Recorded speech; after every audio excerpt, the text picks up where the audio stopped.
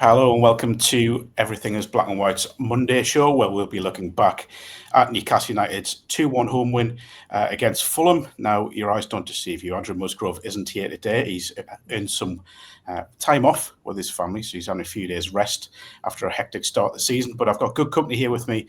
It is ChronicleLive's Newcastle United reporter, Sean McCormick. Sean, welcome along.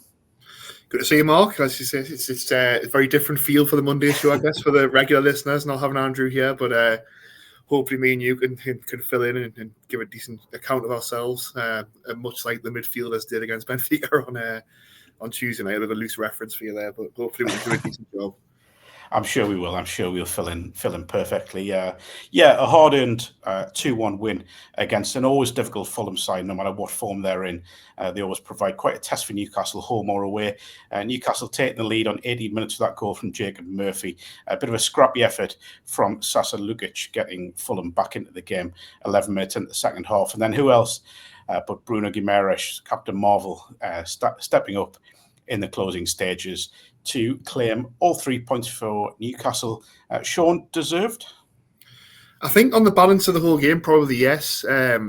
Newcastle made an unbelievable start of the game. They hit the post twice inside 6 minutes. Looked like they were playing with the sort of confidence that was generated from the win against Benfica on Tuesday. Got the goal, and it all sort of turned very sloppy. I think Lewis Meyer gave the ball away in a dangerous area. Bruno did as well. Sven Botman did. That all happening in like a 10-minute period at the end of the first half, and it wasn't just Newcastle who were doing that. Fulham were doing exactly the same. It almost turned into a bit of a farce towards the end of the first half. The second half, I think Kevin came on for Fulham, the Brazilian winger they signed in the summer. He's brilliant, and he made a real difference. And the goal came from him in his run down the left-hand side, and it was bizarre because then once Fulham scored, Newcastle sort of got a grip of it again and had 2 or 3 really good chances to get the second goal. Didn't quite happen, and then Eddie Howe pushed the press in case of carnage option and brought on William Asuda, and he made the difference. And his run was brilliant. His effort was really good. Leno made the save, and Bruno was there to follow it up and get the winner. And it was one of those games we were just talking off air there, Mark, about when you have Fulham at home in the calendar, it's kind of one of those. It's tough to get up for. They don't necessarily bring the most fans. It's not the most glamorous of fixtures, but it's always a really tough game. You look at Fulham's 1-11. It's as good as any mid-table side in the Premier League. Yeah. They beat Newcastle twice last season, of course, as well, which Eddie Howe was at pains to mention on Friday's press conference. So, really tough game, but one Newcastle had to win. If you look at the picture of the Premier League table so far this season, obviously, it was only their 3rd win in 9 games. Nothing to panic about. Again, as we were mentioning before, it was mentioned at the weekend that it's an identical record Newcastle have after 9 games at the stage of the season as they had last season. 3 wins, 3 draws, 3 defeats. So, no need to panic. They're 11th in the table for now, but if you look at how far ahead the European places are, there's not much gap to bridge. 2 away games coming against West Ham and Brentford, which are difficult. Any away game in the Premier League is difficult, but Newcastle fancy their chances in both of those. So I think it was just one of those games where they had to get out of the way. They had to get the win. They did that. The performance was good in parts. It was messy in parts, but overall, Eddie Howe will be delighted that they've got the 3 points on the board. And across all competitions now, it's 4 wins in 5 games, which I think sort of went under the radar in terms of performances aren't quite clicking in the way that we might necessarily expect Newcastle to do so, but they are starting to get those wins together, and it is starting to slowly trend in that upwards direction we want it to trend in. Yeah, I mean, again, we spoke before we started recording there about the sort of standards we expect from Newcastle. I think there are aspects of sort of last season's performances that have been missing. That intensity hasn't always been there. It hasn't in spells this season. But do you feel there is still a little bit of a hangover from the summer? I know we're sort of 2.5 months into the season now, but a hangover not just from what went on during the summer in the transfer market, but from the fact that we have a very different Newcastle United attack at the moment. Obviously, trying to figure something out with Nick Voltemade in the middle of that attack and everyone working off him. Do you feel there's just still a perfect mix hasn't been found? Yeah, and I think Eddie Howe would say that as well. He's spoken a few times about the need. He keeps emphasising that this is a very new Newcastle team. Now, if you look at a lot of the personnel hasn't necessarily changed, but there's a new centre-half partnership in there in Sven Botman and Malick Thiaw, who've both been brilliant, by the way. I think that it's one of the stories of the season so far, the impact those two have made together. And obviously Nick Voltemade, again, he's come in, he's scored 5 goals, look absolutely brilliant. But it is a very different way of playing that Newcastle were perhaps used to with Alexander Isak before that, and Callum Wilson, of course, as well. He's a very different forward to both of those players. But it is slowly starting to click into gear now. Anthony Elanga's struggles have been well documented. And it was interesting on Friday. I asked Eddie Howe after the Benfica game, because obviously in that game, Anthony Gordon, Harvey Barnes both scored. Gordon made one of Barnes' goals, and then Murphy created Gordon's goals. All three wingers made a real impact on the game. And I asked him kind of what does Anthony Elanga need to do that perhaps those three showed in that game to sort of not necessarily win Eddie Howe's trust, because Eddie Howe's tried to sign him for 2 summers and he really rated Elanga. But just sort of more like, what does he need to do to sort of bed into the team more seamlessly, and doesn't necessarily stand out as a sort of, not a weakling's probably a bit harsh, but someone who definitely needs to get used to the way Newcastle play. And that was exactly what he said. He said that Elanga's a player who isn't necessarily used to the Newcastle way yet, and could possibly have done with more training time, which the schedule doesn't allow for, because also Newcastle are playing once every 3 or 4 days in this period. So it's possibly good for him to sort of step out of the limelight, I guess, and see the Newcastle way in inverted commas. And I think if you look at Jacob Murphy's first goal at the weekend, that was sort of a hark back to everything this Eddie Howe Newcastle team has been about. Obviously, Howe always says that intensity is our identity. And if you look at the way that goal come about, Murphy presses Calvin Bassey into making the mistake. He makes the tackle, he runs through, scores the goal. And that goal purely comes just from the intensity of his press. Now, that's not something that Anthony Elanga possibly wouldn't have done. He hasn't shown that side of the game yet for Newcastle. He obviously is incredibly fast, incredibly skillful.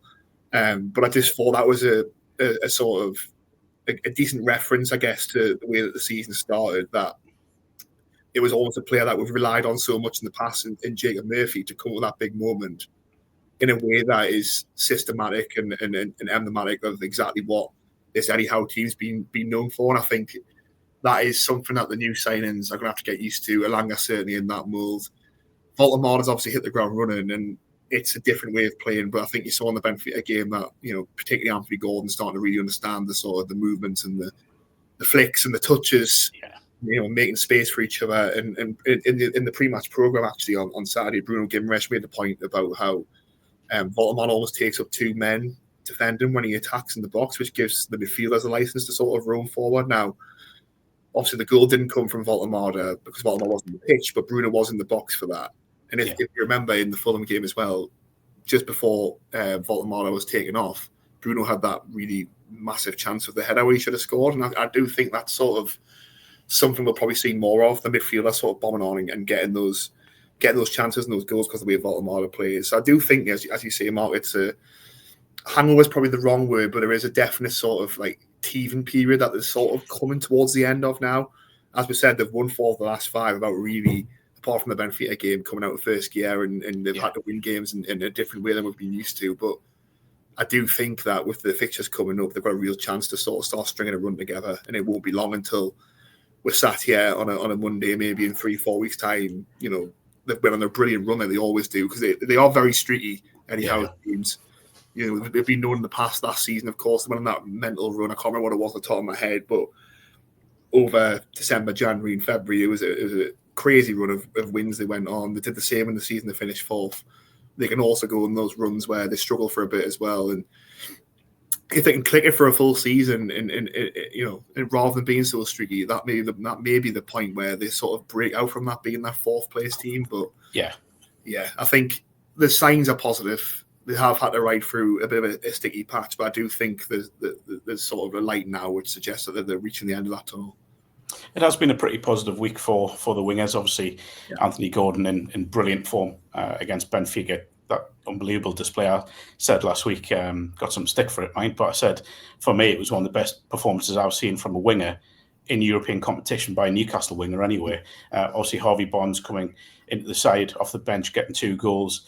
Jacob Murphy providing assists, and then Saturday getting his goal. But Murphy's the one I want to talk about, to be fair, because he almost goes under the radar a bit. We talk about, and I guess it's down to maybe price tags because he wasn't as expensive as the other 3 wingers in the Newcastle side. But he's kind of Mr. Reliable for Eddie Howe. He can go to him when he needs him, and he more than often than not will provide something for him. Yeah, and I think Murphy probably suffers a bit from how long it took him to succeed at Newcastle, I guess. Because obviously, if you think back to when he was signed, you're talking the summer of 2017, which is a long, long time from it being at the football club. But it wasn't until Steve Bruce gave him a chance in the side that he got back into the team. But under Eddie Howe, he's obviously kicked on to this other level. So it's taken him a long time to sort of reach that level of the football club. And he probably, in terms of how he's perceived, in terms of where Newcastle want to go, and having a winger of Jacob Murphy's stature who's been on loan at championship clubs and took a while to sort of hit that level, I think it is a perception thing where it's almost like even last season when he was hitting the numbers he came so close to getting double figures goals and assists in the Premier League, which is a really, really rare feat for a winger, which I think I mentioned on a podcast a couple of weeks ago. Anthony Gordon did it, of course, a couple of seasons ago as well. But it was always, you were watching the game and thinking, Newcastle need to get a signing right winger in the summer. They need a right winger. They need to improve on Jacob Murphy, when actually his numbers were pretty good. Yeah. What I would say about Murphy, in what Elanga probably needs to take from his game a bit more, is when you watch him, he's so positive. He gets the ball and his first instinct is to touch, take across, touch. How can I work space for a shot?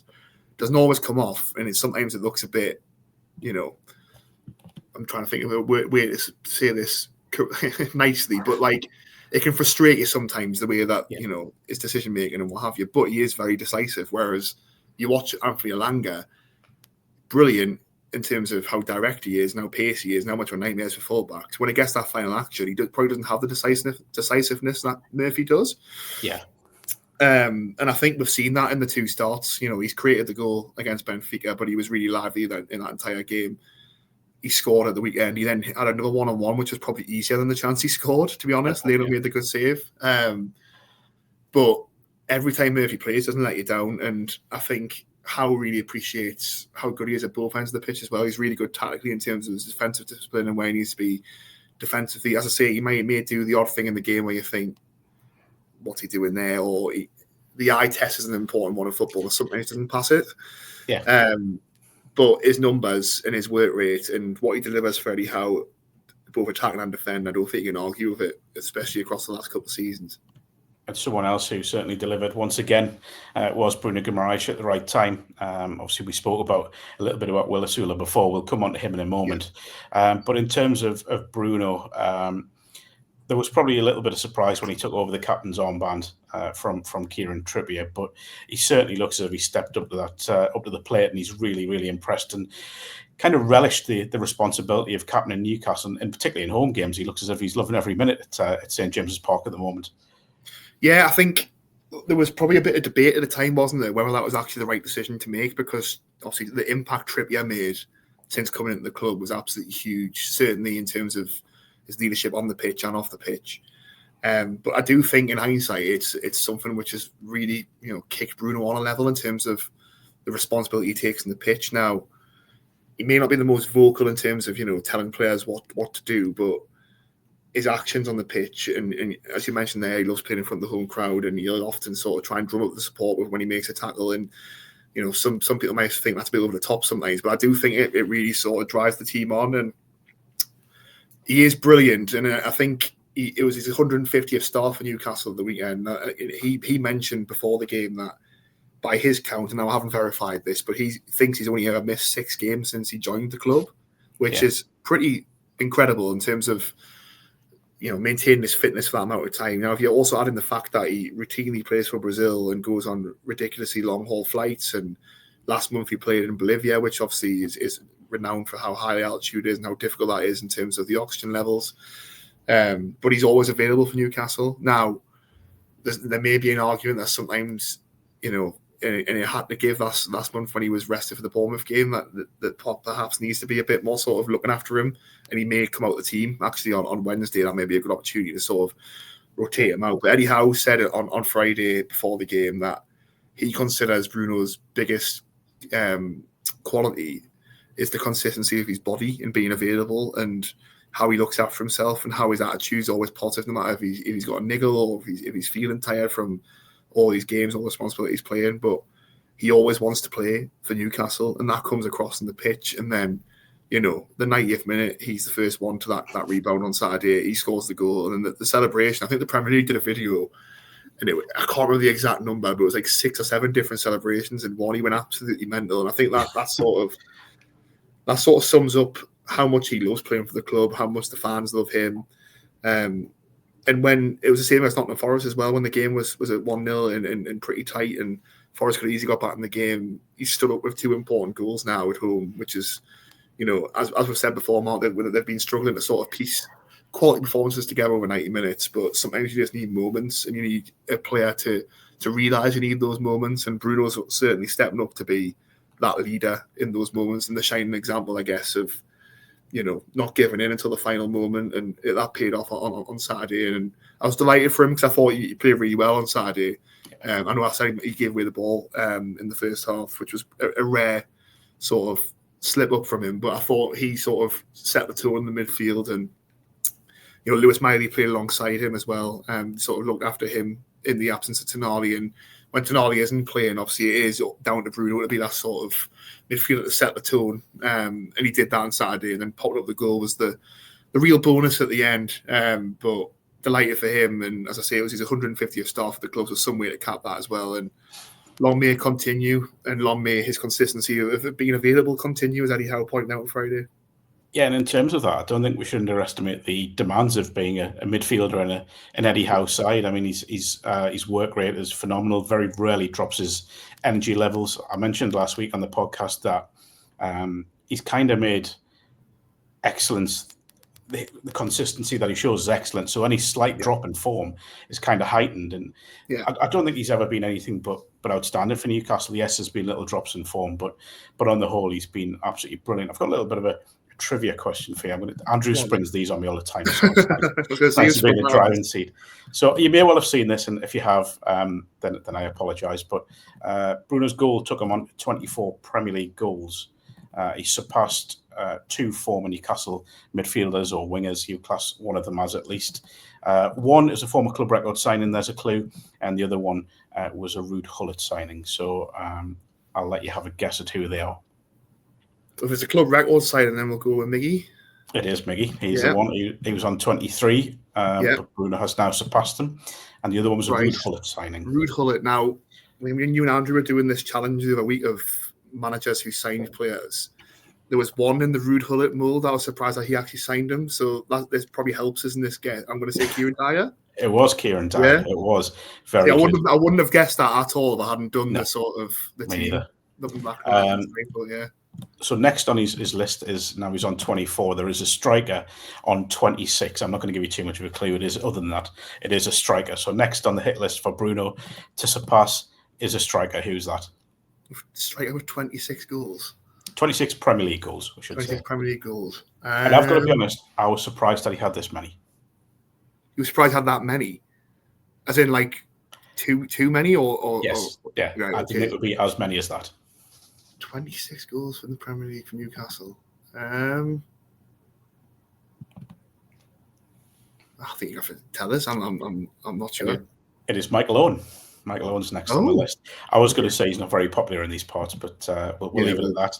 Yeah, we'll keep it there. Yeah, we will. Just on Eddie Howe and Bruno, speaking after the game on Saturday, Eddie said, I've spoken about him many times, but the player and the person together is a very special thing. His will to win, his drive, his determination to be successful is there for us every day. His professionalism to prepare himself to play is of the highest level. And I always think you get your rewards if you do that. And in the 90th minute, he was still going. As I said, Sean, I mean, Bruno, just every bit of a leader that Eddie Howe clearly wants. He has his trust in him. I talk about this all the time about Eddie needs to trust players. And clearly, Bruno has 100% of that from his manager. Yeah, and that's probably why he was made the captain last year as well. As that quote just sort of typifies, I think, the way he thinks of Bruno, and typifies the Bruno that we've come to know. As you said, sometimes you may take him for granted. I think it's the same with Tonali as well. You watch them every week, and they're available every week, and they play well every week. You almost sort of, when you're looking for players to sort of praise after a game, it's almost like you keep those two at the back of your mind, because you've almost come to expect that they're just brilliant. Like there's the pair of them, it's almost like it's you don't speak about it because it's just expected, which is an excellent quality for a player to have, and Bruno's certainly in that mould. As I said, I thought he set the tone brilliantly, particularly in the second half when they needed him. It'll be interesting. I think you probably will come out the team on Wednesday just to sort of give him that given that break. I don't necessarily think he won't be involved. I think he'll come off the bench at some point because that tends to be what happens with Bruno. And when we've asked how about him coming back from like a difficult international break, he always said it's a conversation they need to have. But Bruno never wants to not play, never wants to not be involved. And I think that attitude sort of, there's a couple in the squad like that. I think we're looking before actually in the office, and Dan Burns played, apart from the Bradford game, played every single minute of every other game this season. Yeah. And again, it's players like that in the leadership group who set the tone. And when new players come into the club, they're reminded straight away of what the standards are off the pitch, on the pitch. And they've got to hit those standards all the time. Otherwise, the team collective falls apart. And that's one thing you can never really say about this Newcastle team. They may not have the best individuals in terms of if you compare them against like the likes of Man City and Liverpool and teams like that, but the team collective is absolutely brilliant. That's something that Eddie Howe's really fostered at the club. Now, Bruno's goal came via some neat approach play from Will Asula having a shot saved by Bernd Leno. The rebound obviously falling to Bruno, who tucked it home, in his words, like Alan Shearer. But on Asula, again, we'll go back to Eddie here, post-match quotes from the manager. I'm really pleased with Will because he's not 100% fit. He's nursing an ankle problem, so we've got to try and manage him correctly. But I think you've seen everyone that's watched us, a big development in his game, big change in his confidence levels because of that.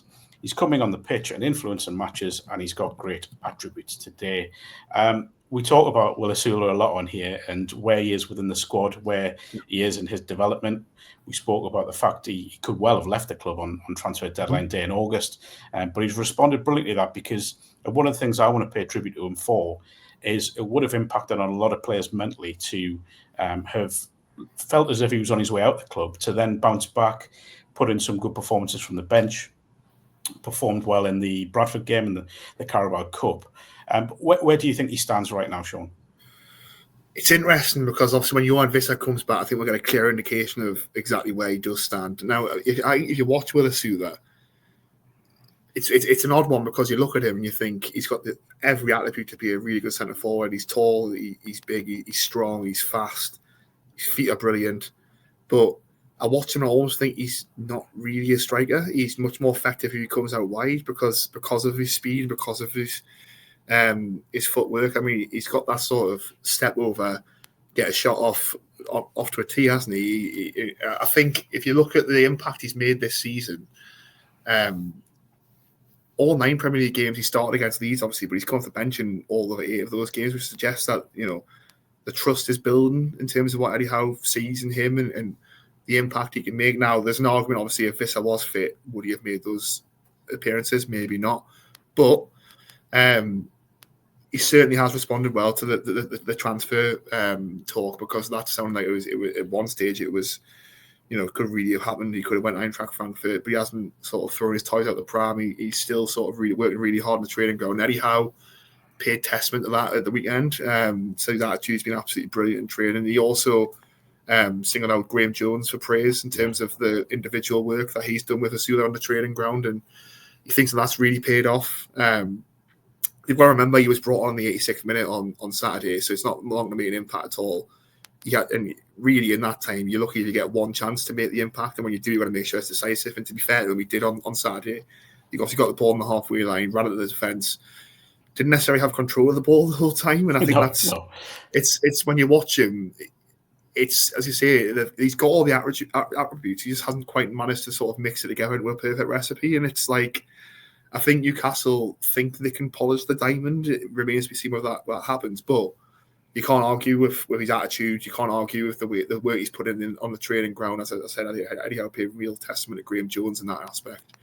And he came on and affected the game, and he's created the winning goal. He came on against Liverpool and scored, of course. I thought first game of the season when they brought him on against Aston Villa in a game that was pretty drab, finished 0-0. He came on and he sort of looked like he was going to create something. He had a good, decent opportunity at the end of that game. It's not all coming together for him, but I do think off the bench, particularly in a game where it's level or Newcastle are chasing the game if they're behind, he is that sort of carnage option. Now, obviously, no player wants to be described as a carnage option, but while he's developing, he's still young. He almost is, because I think if you watch him sometimes, I don't think he knows what he's going to do next. So you're a defender trying to defend against that. It must be an absolute nightmare. And because he's so strong, because he's so quick, and because he's so skillful, it can sort of create something. Now, obviously, the challenge for him and the challenge for Newcastle, if he's going to stay at the club, is he's got to start piecing that together more consistently. Now, Nick Voltemada needs a rest. Johan Visser isn't fit. He probably starts on Wednesday. That's when he needs to sort of really make a difference in a decisive fixture. Now, I know he scored twice against Bradford, and that's not to demean Bradford, but also if Willisula's the forward that we think he could become, he should be scoring against Bradford, and he should be playing really well. What I would point out is when he was playing up front against Leeds, he didn't really do anything. And the criticism of Willisula, I think, is when you watch him play up front, particularly on his own, doesn't necessarily have the tactical discipline, I think, to be a lone forward because of all the things we said before, because it still sort of hasn't quite pieced it all together, and because he is that sort of, jack in the box sort of attacker. That's the challenge for Willisula. If he wants a serious future at Newcastle, he needs to prove he can play centre forward in Eddie Howe's way. Now, it's interesting from the press box as well, because a couple of times when he comes on, if you look at the way Jacob Murphy, for example, when we spoke about the goal, it's like systematic. It's programmed that as soon as they're on the ball, it's press, and he doesn't need anyone to sort of tell him when the pressing triggers are.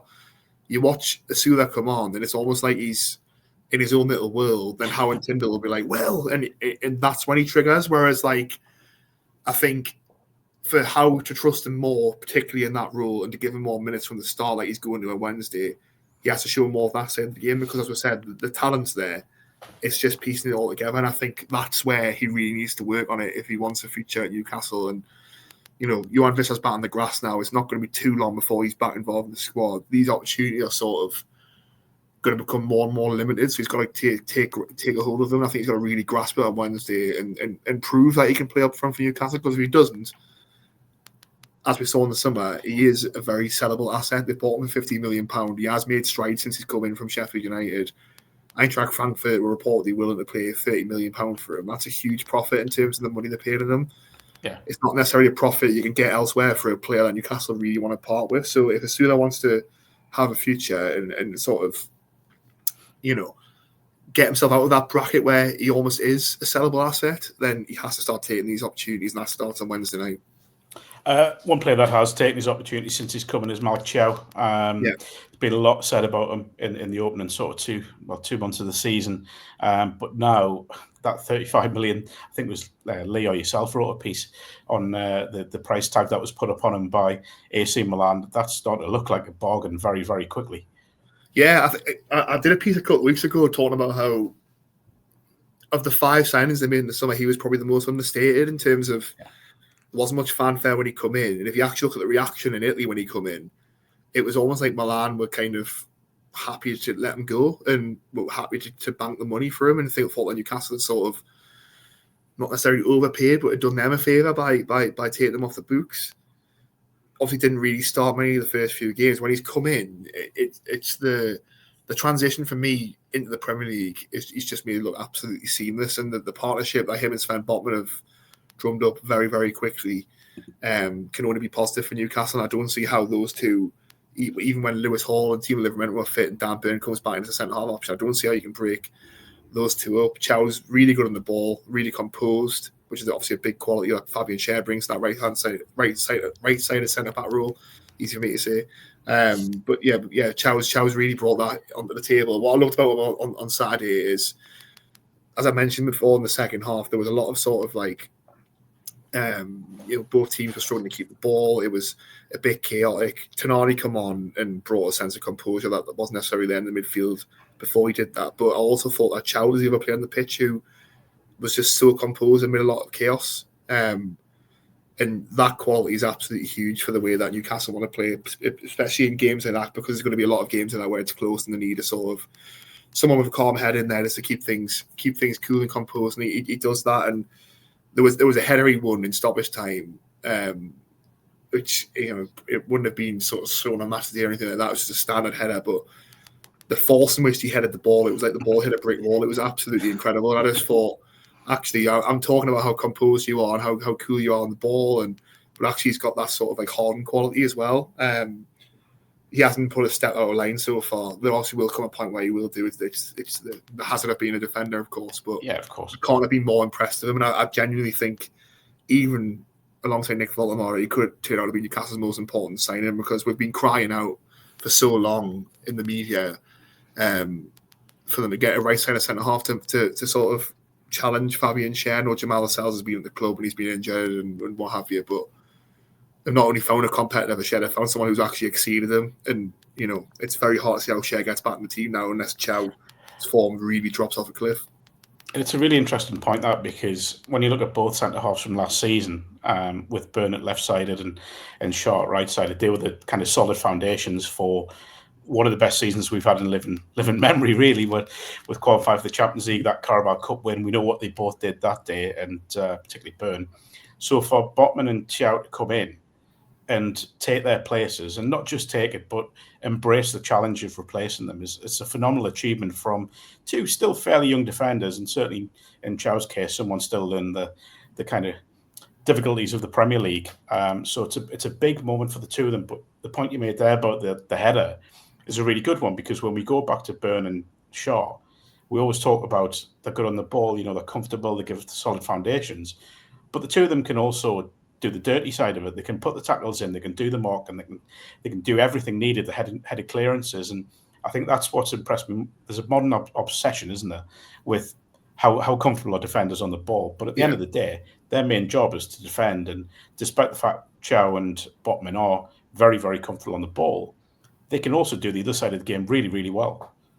Yeah, and it's probably a point that sort of extends to Nick Pope as well, in terms of yeah, it's true. The fundamentals of being a defender and being a goalkeeper is to stop goals from going in, and Botman and Thiaw just look so solid. I think on Botman as well, even last season when, as you say, Schär and Burn were brilliant and probably were central to all the success, Burn was arguably the player of the season last year. Even at that time, it was one of them, because they were playing so well, you couldn't break them up. But I think you'd find it very hard to find a Newcastle fan who wouldn't still say Sven Botman was the best defender at the club in terms of, you know, the quality and the ceiling that he has. And I think he's almost sort of come in and reminded everybody how good he is this season, because he has struggled with injuries across the last couple of seasons. I think everyone forgets how good he was in the first season at the club when they finished fourth. He's reminded everyone of how good he is. And as I say, it's a good thing for Newcastle to have. It's almost like they've got, once those fullbacks come back fit, it's almost like they've got two ready-made centre-half partnerships. And it's, you know, as they continue to progress in all these competitions, you can almost rotate them out as like a pair, rather than, you know, take one out of the team and break it up and sort of break up the rhythm. It's almost like they could both build a rhythm, because we know that Schär and Burn have that relationship. Yeah. And now Botman and Thiaw are sort of proven that they've got that relationship. So I think it's only positive for Eddie Howe. And I think we're quick in the media, and certainly I'm guilty of this, of sort of trying to create dilemmas and solving problems. And I think Eddie Howe doesn't see it that way. I think he sees it as it's competition for places. And if there's a good player on the bench, that's a good thing, because they can affect the game from the bench, but also it shows the quality they have in the squad that they necessarily wouldn't have had a couple of seasons ago. So it's good for Newcastle. It'll be interesting. I think, you know, the dynamic, we have sort of touched on it a few times in the last few weeks, but the dynamic will be very interesting when the fullbacks come back, and to see what happens to Dan Burn, because as I said before in the podcast, he's been Newcastle's most used outfield player this season, someone Eddie Howe really relies on. So it'll be interesting to see whether, you know, he's willing to break up that centre-half partnership, or even keep him going at left-back ahead of Lewis Hall or Livramento or whoever it may be.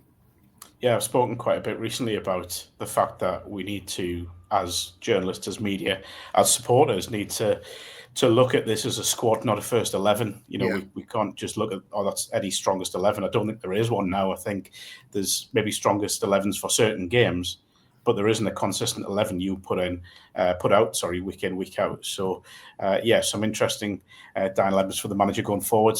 Good time to say thanks to NordVPN, our sponsors. Click the link in the podcast description box to keep yourself protected whilst online. There's no risk with Nord's 30-day money-back guarantee, and with our discount even, plans start from just £2.30. One player that could have done with some protection on Saturday was Nick Voldemort. A nice little segue into that.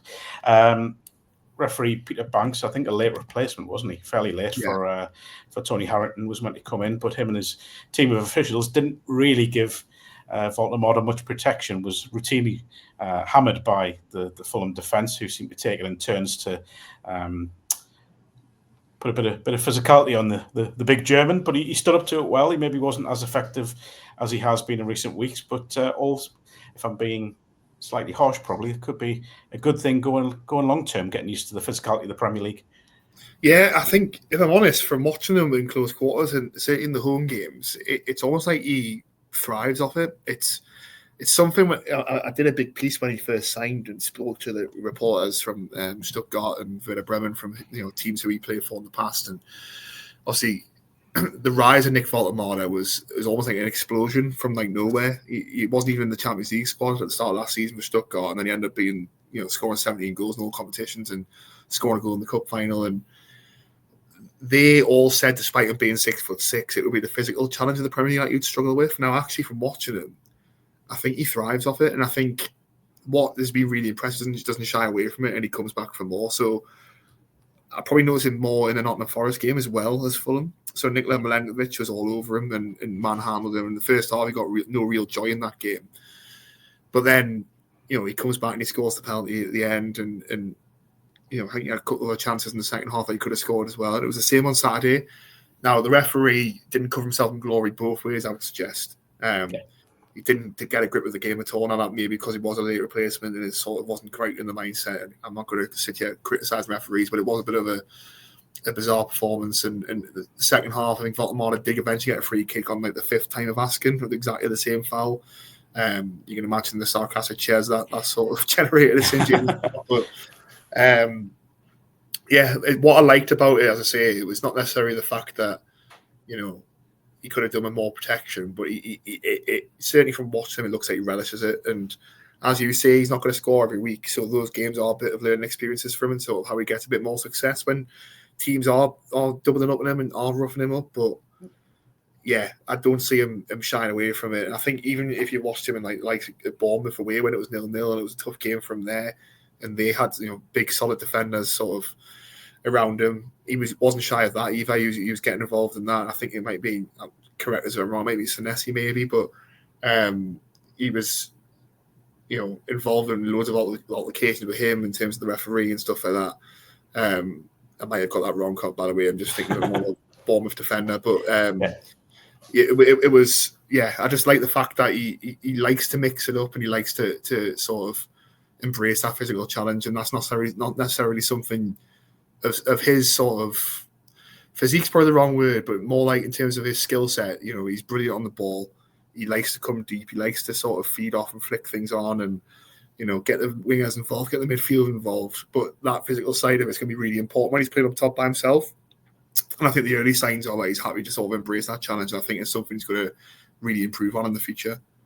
Yeah, I do wonder if we're going to see maybe a change in physique from Nick Voldemort. And there's been a lot of talk ahead of this season about how Dan Burns sort of changed physically from being quite lean and tall to having a bit more muscle on him, which again has gone to that discussion about him playing a left back and maybe that shape not suiting him. But I wonder if maybe as Nick Voldemort gets used to the Premier League, as Newcastle try and help him fully adjust on a consistent basis, if you may see a bit more bulk put on at some point. I think his physique at the moment is helping him because he's so tall and awkward. But I do wonder if Newcastle may look to develop him physically over the coming sort of weeks and months.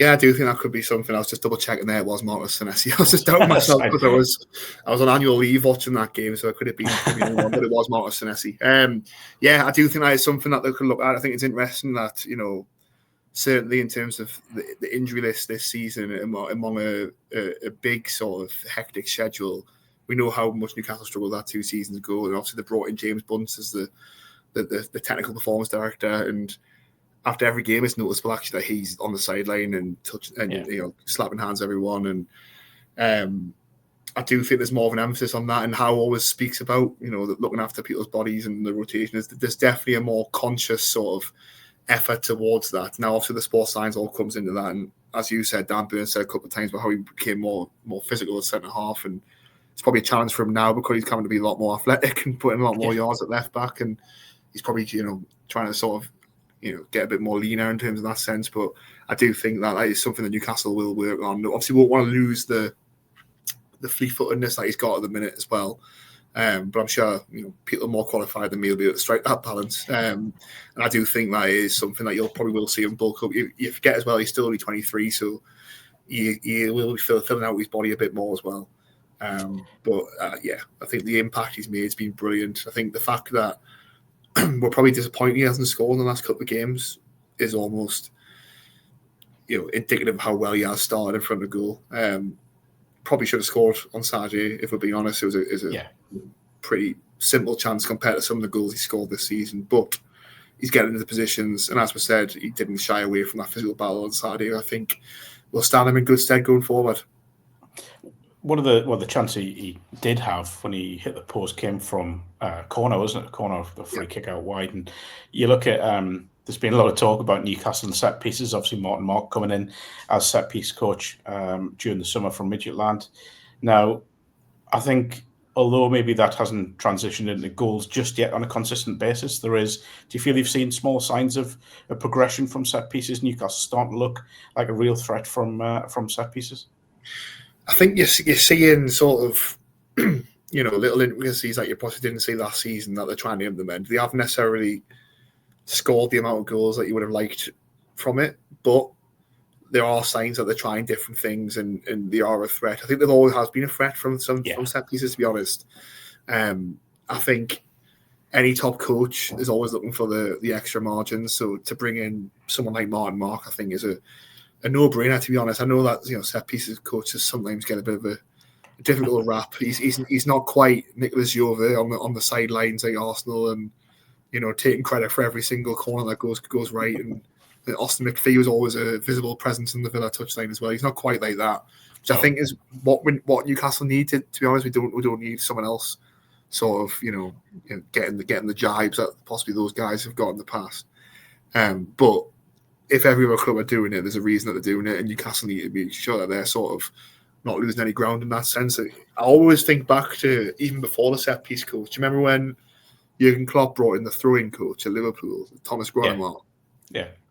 Now that was obviously derided at the time, and I actually spoke to him for a piece years and years ago now. And he's a really interesting fella, and speaking about how the intricacies of not necessarily scoring for every throw-in, just how to take a regular throw-in, but positionally how you can then affect the game by doing it in a certain way. And it was dead interesting. As I say, it's way above someone on my pay grade as well. But I found that really interesting about how Klopp read that in a paper and thought that's the extra margin that we could have. And actually, when you looked at I think he was brought in the season that they won the Premier League during COVID, and the sort of how Liverpool affected games from attacking throw-ins. I think they went from 20th to 1st in the league within a certain period of time. Now, quite clearly, they won the league by a lot of points that season. I'm not suggesting that throwing coach come in and made all the difference, but it is interesting. I think that they were sort of innovators in that sense. Not necessarily every team followed suit, but then obviously the set piece coaches now come in, and I know Jason Tyndall worked really hard on the set pieces before this season. Actually, I thought Newcastle were pretty good at them anyway, but it is something that if every other team's doing it, there's a reason for that. Newcastle can't be sort of affording to lose any ground, and I do think that you're going to start seeing more goals from the set pieces. And it's interesting, isn't it? Because we, as you said before, we've got the obsession of sort of playing lovely football and all that kind of thing. But you watch Arsenal now, and their set pieces are so effective that it's almost like you get a sense of dread as soon as you get a corner because you know how threatening they are from it, and you know how sort of precise they are from it. And I think they could win the league this season eventually. They're not the prettiest team to watch, but they're effective. And even if you look at every game now, Newcastle did it a couple of times at the start of the season where they're punting the ball into the opposition's half for territory and all these little percentages. It is interesting, I think, that it's all these sort of direct things that were sort of derided a few years ago are now coming back into vogue. And I think Newcastle are well versed in that. Eddie Howe's definitely well versed in sort of the DS side of things. So it was an opportunity I don't think they could have sort of passed up, and hopefully they start to pay dividends from it. I'm still not 100% sold on these long throw-ins every time, No, but we'll leave that where it is for now. One of the big calls Eddie Howe made after the Benfica game was retaining Lewis Miley in his starting 11. I am quite regularly derided by Andrew for my admiration of Lewis Miley, someone I've thought could be a regular first-team player from when he was very young in the under-18s. I watched him for the first time in an FA Youth Cup game and watched his progression through into the first team setup. I thought he was really mature against Benfica. I thought it was a really composed display in the middle of the park. Saturday wasn't maybe his best performance, but there were still signs that this is very much a Premier League ready player. Yeah, I really like Lewis Miley. I think he's got the potential to be a really top Premier League midfielder. I think it's easy to forget that he's still 19. Yeah.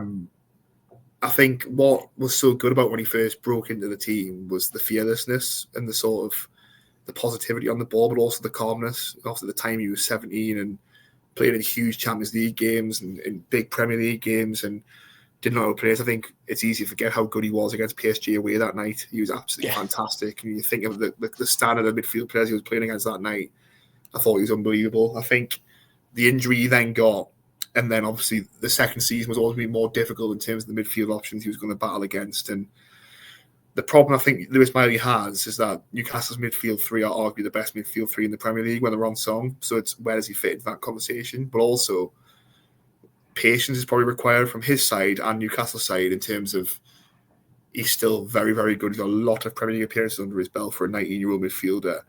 Physically, he's perfect stature for a midfielder. As you said, he came in on Tuesday.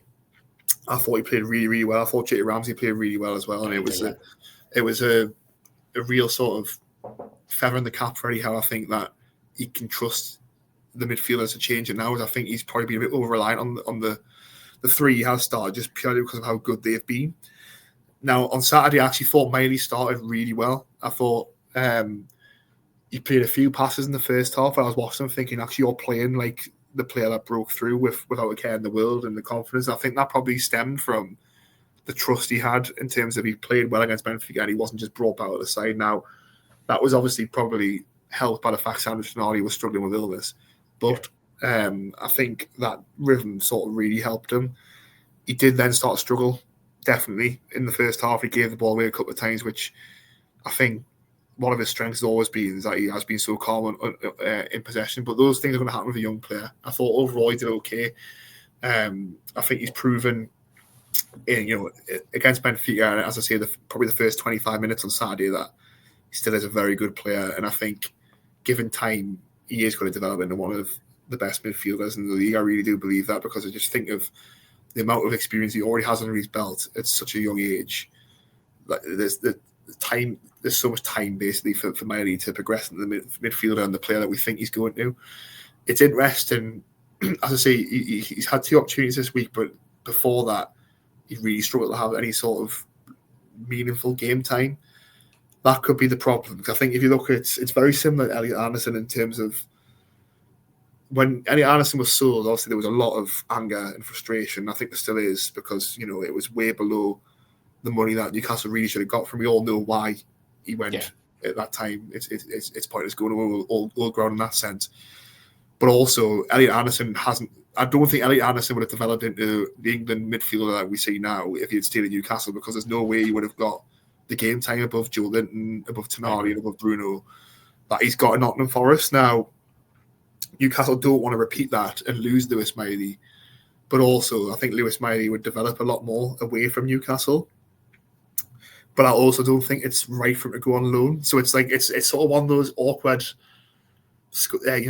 it's an awkward situation now. It's a circle that's very difficult to square in terms of he needs more minutes. But I don't think he develops better by being away from Howe and being away from playing with Bruno and Tonali and Joe Linton and Jacob Ramsey and even Joe Willock. You look at like Phil Foden, for example. It took him a long time to sort of really establish himself at Man City, but he really benefited from staying. I think it's similar for Lewis Miley, and you think now it's his third full season in the first team of a team that's been in the Champions League in 2 of those seasons, and he's still not even 20 years old. So patience is required. But I really do think that there's the makings of a very good midfield player there. It might not come for a year or two yet. So just to round off today's Monday show on Lewis Miley, and we spoke about Will Asula and players like that, and Fabian Shaw as well. I mean, they could all come into contention for the Carabao Cup game against Tottenham on Wednesday. We will have a preview coming up on Tuesday with Ryan Taylor. That's not Ryan Taylor, the former Newcastle player. It's Ryan Taylor, a Tottenham Hotspur writer from London. So yeah, in terms of Wednesday, what would you do if you already have in terms of that starting 11?